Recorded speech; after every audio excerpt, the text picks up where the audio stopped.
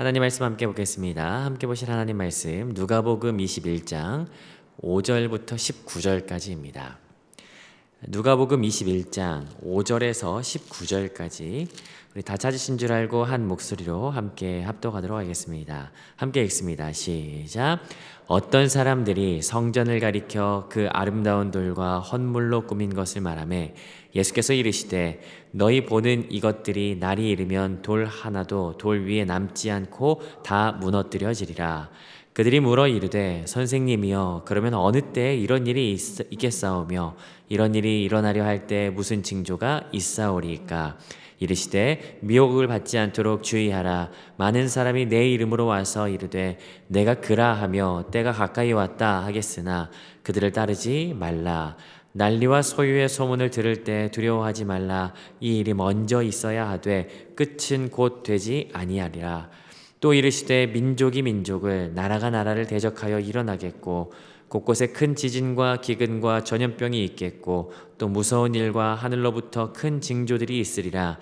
이 모든 일 전에 내 이름으로 말미암아 너희에게 손을 대어 박해하며 회당과 옥에 넘겨주며 임금들과 집권자들 앞에 끌려가려니와 이 일이 도리어 너희에게 증거가 되리라. 그러므로 너희는 변명할 것을 미리 궁리하지 않도록 명심하라. 내가 너희의 모든 대적이 능히 대항하거나 변박할 수 없는 구변과 지혜를 너희에게 주리라. 심지어 부모와 형제와 친척과 벗이 너희를 넘겨주어 너희 중 몇을 죽이게 하겠고 또 너희가 내 이름으로 말미암아 모든 사람에게 미움을 받을 것이나 너희 머리털 하나도 상하지 아니하리라. 너희의 인내로 너희 영혼을 얻으리라. 아멘. 우리는 지금 사순절 예수님의 고난과 죽으심과 그리고 부활하심을 묵상하는, 그래서 이 시기를 구별하여서 그 예수님을 계속해서 말씀 가운데서 찾는 그 시간을 보내는 중이죠. 이 시간을 보내는 동안에 우리에게 예수님이 더욱더 선명해지는 그런 은혜가 있기를 주님의 이름으로 축복합니다. 흔히 우리가 많이 하는 말 하나가 있습니다. 그것은 예수님의 이름으로 라고 하는 말을 참 많이 하죠. 찬양으로도 많이 하지 않나 싶습니다. 저도 어릴 적에 많이 불렀던 찬양인데 예수 이름으로 예수 이름으로, 이 찬양 우리 잘 알지 않습니까? 그런데 문득 그런 생각이 듭니다. 우리가 예수님의 이름으로 살아간다는 것이 과연 어떤 것일까? 우리가 항상 예수님의 이름으로 예수님의 이름으로 라고 이야기하지만 이 정작 우리가 예수님의 이름으로 살아간다는 것, 그게 어떤 의미를 지니는지 우리가 오늘 같이 함께 말씀을 살펴보며 함께 고민하면서 말씀 가운데 나아가기를 소망합니다. 우리는 계속해서 누가복음 말씀을 묵상하는 가운데 예수님께서 어떤 곳에 도착하시는지 함께 살펴봤습니다. 십자가를 지시기 위해서 드디어 예루살렘에 도착하셨고, 그리고 예루살렘에서 가장 먼저 주목하셨던 것 다른 것이 아니라 성전이었다라고 하는 것, 계속해서 이번 주 말씀을 살펴보고 있는 중입니다. 그러나 성전의 기능을 제대로 하지 못했기 때문에 십자가 지시기까지 얼마 남지 않은 시간임에도 불구하고 예수님께서 날마다 성전에서 진리, 복음을 전파하셨죠. 그런데 이를 불편하게 여겼던 종교 지도자들이 예수님 찾아왔던 내용 계속해서 보고 있는 중입니다.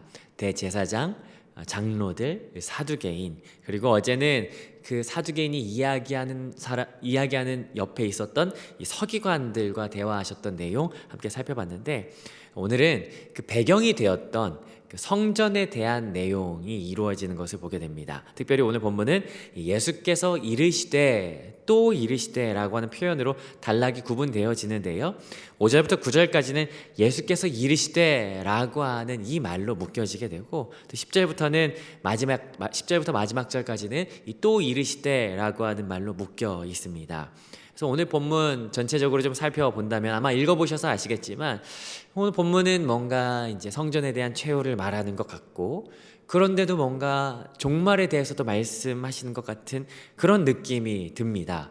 혹시 이런 느낌이 드셨다면 잘 보신 건데요, 오늘 본문을 통해서 성전을 통해 예수님께서 무엇 말씀하고자 하시는지 한번 살펴보도록 하시죠. 첫 번째 단락은 5절부터 9절까지입니다. 5절을 먼저 한번 읽어보도록 하겠습니다. 5절 함께 읽습니다. 시작. 어떤 사람들이 성전을 가리켜 그 아름다운 돌과 헌물로 꾸민 것을 말하매 예수께서 이르시되. 어제도 잠깐 말씀드렸지만 그 당시 예수님 당시의 성전은 굉장히 아름답고 자랑스러운 건축물이었습니다. 오늘 본문도 말하는데요. 아름다운 돌로 그리고 헌물로 꾸몄다라고 이야기를 합니다. 이 단어 먼저 앞에 오는 아름다운 돌로 이루어졌다라고 하는 의미는요. 이 성전의 외형이 굉장히 으리으리했다라고 하는 것을 이야기합니다. 좀 찾아보니까 바닥재 장식을 이 길이가 20m, 그리고 높이가 3.7m, 너비가 5.5m의 대리석 돌들로 깔려 있었답니다. 저는 이제 가늠이 잘 안 되는데, 그리고 이 외장재를 묘사하는데 그 외장에 금으로 하도 칠을 해가지고 해가 질 무렵이면 해가 이 건물에 반사돼서 성전이 마치 눈 덮인 산처럼 빛났다라고 이야기하더라고요. 그뿐만이 아니라 여기 헌물로 꾸민 것이라고 말하는데 이 말은 인테리어라고 하는 의미입니다. 제가 다른 책에 보니까 이렇게 묘사하는데 안으로 열린 문은 완전히 금으로 덮여 씌워졌고 둘러싸고 있는 전체 벽도 마찬가지였다. 문 위에는 금으로 만든 포도나무가 있었고 포도나무에 달린 포도송이는 성인 남자의 키만큼이나 컸다. 문에는 금으로 만든 55규빗의 높이와 너비 16규빗의 문들이 있었다. 이 문들 앞에는 바벨론의 직물로 만든 휘장들이 동일한 높이로 달려 있었다.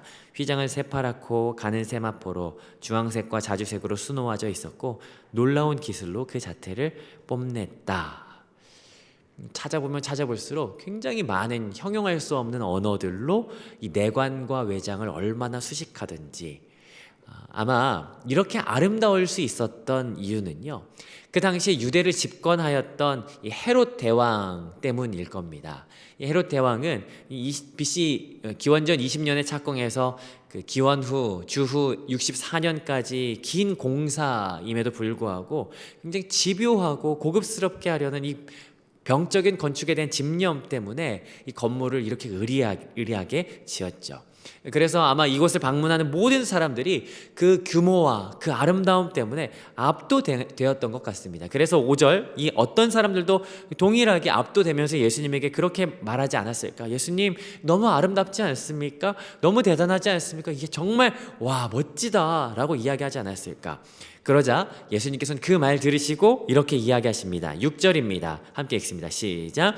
너희 보는 이것들이 날이 이르면 돌 하나도 돌 위에 남지 않고 다 무너뜨려지리라.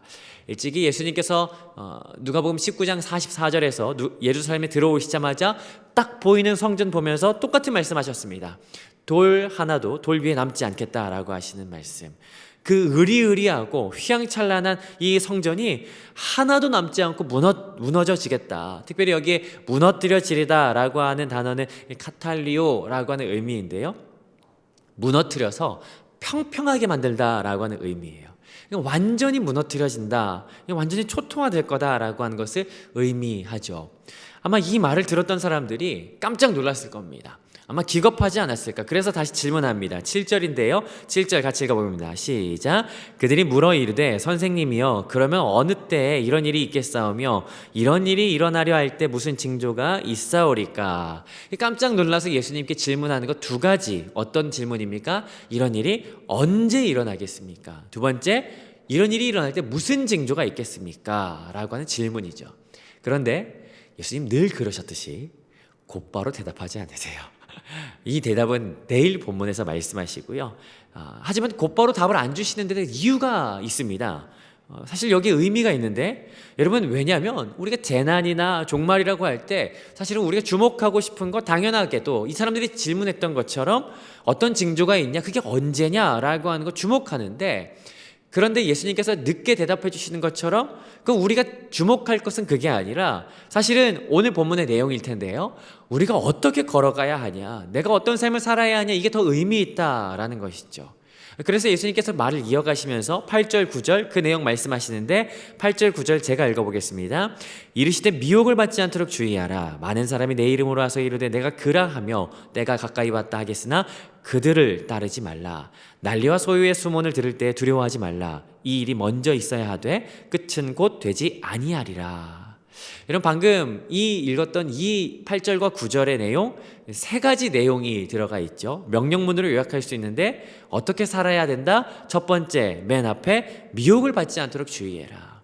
두 번째, 8절의 마지막, 미혹하는 자를 따라가지 마라.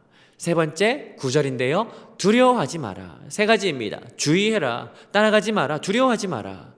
이 세 가지 내용을 이렇게 좀 살펴보니까 세 가지 내용 평범하지 않은데 이 내용을 통해서 예루살렘 성전이 무너질 때 어떤 일이 일어나는지 우리가 알 수가 있죠. 먼저는 이 때를 기가 막히게 이용하는 사람들이 있다. 8절 중간에 보니까 내 이름으로 와서 내가 그라, 내가 구세주다, 때가 가까이 왔다 라고 말하는, 여기 말하는 이 마지막 때는 이 마지막 때를 의미하거든요. 주님께서 심판하실 그 날이 다가왔다라고 이야기하는데 그들은 거짓이고 속지 말 뿐더러 따라가지도 말라라고 예수님 말씀하시죠. 또 어떤 일이 있답니까? 결국 난리와 소요가 있을 텐데 이 난리라는 말은 전쟁을 의미하고요. 소요라는 말은 정치적인 불안정 또는 폭동, 소동 이런 것을 의미합니다. 그 난리와 소요가 있을 거다. 그래서 돌 위에 돌 하나도 남지 않을 텐데 그럼에도 너희는 두려워하지 마라. 왜냐하면 진짜 끝은 따로 있으니까. 정말 마지막 때가 있기 때문에. 그래서 말씀하시죠. 9절 마지막에 끝은 곧 되지 아니하리라. 자, 이것이 첫 번째 단락의 내용이었습니다. 예루살렘 성전의 끝이 올 것이다. 자, 그런데 여러분 여기 이 장면은요, 무리들에게, 그러니까 제자들에게 가르치신 내용이 아니라 모인 무리들에게 말씀하시는 예수님의 마지막 가르침이거든요. 십자가를 지시기 전에 이 무리들에게 마지막으로 설교하시는 내용입니다. 그래서 그럴까요? 예수님께서는 이 성전에 대한 대답만 하지 않으시고요, 확장시키면서 종말에 대해서, 마지막 때에 대해서 모두에게 말씀하기 시작하십니다. 이게 두 번째 단락 10절부터 19절까지의 내용인데 10절부터 11절 우리 같이 한번 읽어보겠습니다. 시작. 또 이르시되 민족이 민족을, 나라가 나라를 대적하여 일어나겠고 곳곳에는 큰 지진과 기근과 전염병이 있겠고 또 무서운 일과 하늘로부터 큰 징조들이 있으리라. 자, 진짜 마지막 때는 어떤 일이 일어난다라고 이야기합니까? 10절. 민족이 민족을, 나라가 나라를 대적하여 일어날 것이다. 뭘 의미할까요? 전쟁을 의미하죠. 그리고 11절 큰 지진, 기근, 전염병, 무서운 일, 하늘의 큰 징조. 특별히 이렇게 하늘의 큰 징조라고 하는 말은 아마 유성이나 이런 것들을 의미하는 것으로 보여지고요. 중간에 나타난 무서운 일이라고 이야기하는데 직역하면 두려운 소식의 의미입니다. 아마 지금까지 없었던, 아마 지금까지 듣지 못했던 상상을 뛰어넘는 그런 두려운 어떤 일로 보여지죠. 아무튼 이러한 물리적인 현상들, 사건들이 이 세상의 진짜 마지막의 모습이 될 텐데 사실은 그보다 더 중요한 것 12절 맨 앞에 보니까 이 모든 일 전에로 시작돼요. 그리스도인들이 이 모든 일이 있기 전에 어떻게 처해질지, 어떻게 살아야 할지 이것이 더 중요하다라는 것 이야기하는데 마치 이 모든 일이 있기 전에 그리스도인들이 그 주님 오실 그 날이 오기 전에 신랑을 기다리는 신부의 삶이, 주인을 기다리는 종의 삶이 어떠할 것인지, 어떻게 살아야 할 것인지를 이야기하는 것 12절 같이 한번 읽어봅니다. 시작. 이 모든 일 전에 내 이름으로 말미암아 너희에게 손을 대어 박해하며 회당과 옥에 넘겨주며 임금과 집권자들 앞에 끌어가려니와. 그때 어떤 일이 있겠답니까? 예수님의 이름으로 인해서 박해받고 옥에 넘겨지며 끌려갈 거다. 하나 더 있습니다. 21장 17절 함께 읽습니다. 시작. 또 내가 내 이름으로 말미암아 모든 사람에게 미움을 받을 것이나. 예수님의 이름으로 모든 사람에게 미움을 받을 것이다. 심지어 16절에 보니까 심지어 부모와 형제와 친척과 벗이 너희를 넘겨주어 너희 중 몇을 죽이게 하겠다. 심지어 가장 가까운 가족들에게도 미움받고 배신당하게 될 거다라고 이야기하는 겁니다. 여러분, 마지막이 임박한 그때 어떤 일이 일어난다고 이야기합니까? 한마디로 말하면 예수 이름으로 박해를 받아요. 미움을 받고요. 이게 마지막 때가 가까웠을 때 우리가 걸어가는 모양새라는 거예요. 그렇지만 예수님께서 이 말씀을 하시는 이유가 있죠. 9절 말씀이 여기까지 하나의 테두리를 가져가는데 이런 일들이 일어나도 너희 두려워하지 말라라고 하는 말씀 하시려고. 왜냐하면 박해를 받을 거예요? 끌려갈 거예요? 미움을 받을 거예요. 여러분, 그런데 우리가 압니다. 사도 바울이 감옥에 갇혔을 때, 끌려갔을 때 오히려 아그리빠 대왕에게, 총독 베스도에게 이런 이야기를 듣습니다. 너 나 전도하려는 거야? 너 그 돌을 나에게 전하려고 하는 거냐? 라고 말할 정도로 13절 같이 읽어보면요, 시작. 이 일이 도리어 너희에게 증거가 되리라. 오히려 우리의 매임이 증거가 될 거다. 그래서 바울이 이야기하죠. 나의 약함이 강함이라. 더군다나 14절 15절 우리가 갇혔을 때, 우리가 매였을 때 우리가 두려워하지 않을 수 있는 것은 예수님께서 14절 15절에 내가 말할 구변과 지혜를 너희에게 주겠다, 걱정하지 마라. 이 말은 다른 말로 이야기하자면 너희와 함께 할 것이다 라고 이야기하죠. 그뿐만입니까? 17절에 내 이름 때문에 미움을 받을 텐데 그때도 두려워하지 마라. 왜냐하면 18절 19절 같이 읽습니다. 시작. 너희 머리털 하나도 상하지 아니하리라. 너희의 인내로 너희 영혼을 얻으리라. 한마디로 말하면 내가 너희와 함께 할 거다. 머리털 하나도 상하지 않게 될 것이다 라고 하는 것은 구약에서 너희가 털끝 하나 상하지 않을 것이다 라고 하는 의미로 우리가 기억하고 있는 내용이죠. 내가 너희와 함께 할 거야 라고 하는 것. 오늘 말씀을 정리해보면요, 성전을 보면서 그 외형과 내장 때문에 깊은 감탄을 했던 사람들을 향해서 예수님께서 말씀하십니다. 너희가 보여지는 이 성전, 돌 위에 돌 하나도 남지 않고 다 무너질 거야 라고 하면서 성전의 마지막을 말씀하시죠. 그런데 예수님께서는 그 성전의 마지막을 통해서 무리들에게 마지막 메시지, 마치 예루살렘 성전이 다 무너지듯이 결국에는 세상의 마지막 때가 올 텐데, 그러나 그때 두려워하지 마라. 그때도 주께서는 주의 백성들을 붙드실 것이고 함께 하실 것이다 라고 하는 것이 오늘의 본문의 내용이었습니다. 종종 마지막 때에 대한 말씀, 재림에 대한 말씀 이렇게 볼 때마다 가끔 저는 이렇게 저를 돌이키며 반성을 합니다. 내가 너무 생각 없이 살아갔구나. 분명 이 세상의 심판주로, 재림주로 예수님 다시 오실 것이고 세상의 끝이 반드시 있을 텐데 내가 주님 오심에 대해서 너무 망각하면서 그냥 살아갔던 것이 아닌가. 그러면서 오늘 본문을 보면서 그런 생각이 들어요. 마지막 때가 될수록 우리의 믿음이 더 분명하게 드러나겠다. 평소에는 잘 드러나지 않지만 매서운 겨울이 지나갈 때 내가 이 한파를 버틸 수 있는 믿음이냐 아니냐가 증명되겠구나.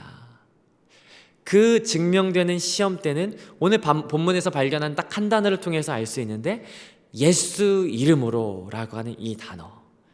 과연 내가 예수님의 이름을 어떻게 여기겠느냐로 이 시험 때를 지나가는 것이 증명되겠다.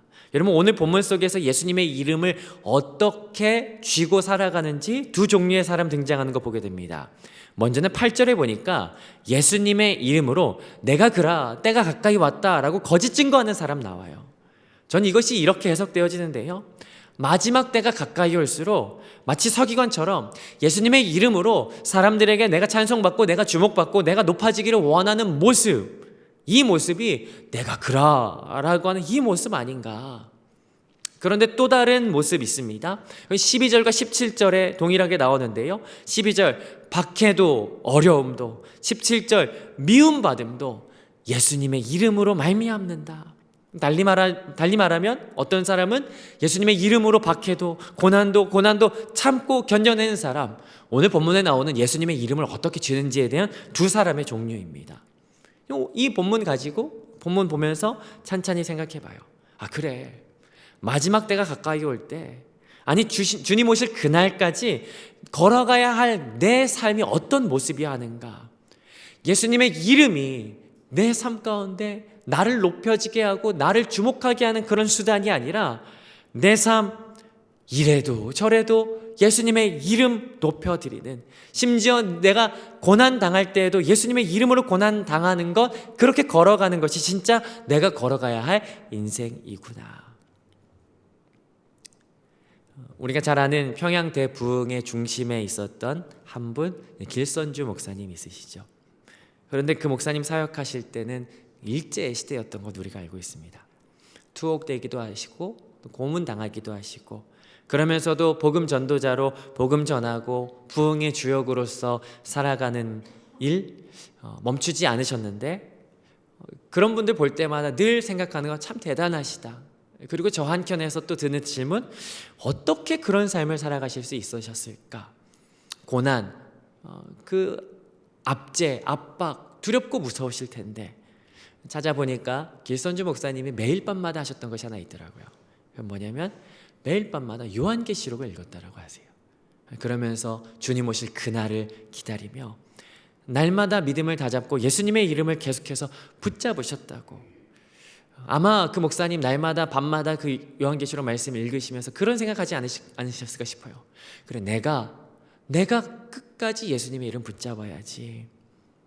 여러분, 우리가 참 많이 부르는 찬양 앞에서도 같이 함께 나눠드렸지만, 예수 이름으로, 예수 이름으로. 우리가 예수 이름으로 산다는 게 대체 뭘까? 그건 주님 오실 그날까지 우리가 이 세상을 두려워하지 아니하고 끝까지 나를 높이지 아니하고 온전히 예수님의 이름을 드높이고 예수님의 이름 때문에 살아가는 것. 성경은 마지막 때가 언제냐에 대해서 주목하지 않습니다. 오히려 그 마지막 때에 어떻게 걸어갈 것이냐.